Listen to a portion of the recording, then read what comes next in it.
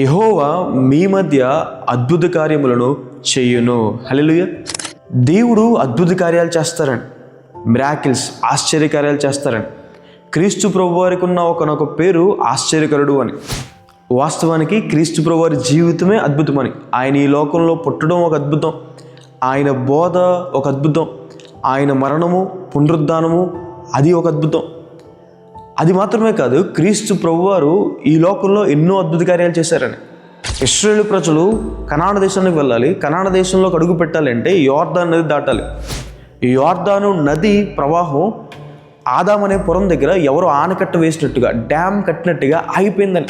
6 నెలల పైన ఇశ్రాయేలు ప్రజలందరూ కూడా యోర్దాను నదిని దాటారని దేవుని వాక్యం సెలవిస్తుంది.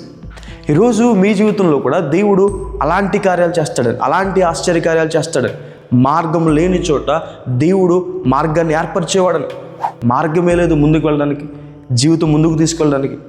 దేవుడు ఒక గొప్ప మార్గాన్ని మీకు తెరుస్తాడు. మీ ఉద్యోగ విషయంలో కానీ, వ్యాపారాల విషయంలో కానీ. ఒకవేళ గర్భఫలం కోసం ఎదురు చూస్తుంటే దేవుడు మీ జీవితంలో అద్భుత కార్యాలు చేస్తారని. మన జీవితంలో అద్భుత కార్యం జరగాలి అంటే మొదట మనల్ని మనం పరిశుద్ధపరచుకోవాలి, మన పాపాలు దేవుని దగ్గర ఒప్పుకోవాలి, మన హృదయాన్ని మనం సరి చేసుకోవాలి. రెండోదిగా దేవుని మీద విశ్వాసం ఉంచాలి, ఆయన శక్తి మీద, ఆయన బలం మీద, ఆయన అధికారం మీద మనం నమ్మకం ఉంచాలి.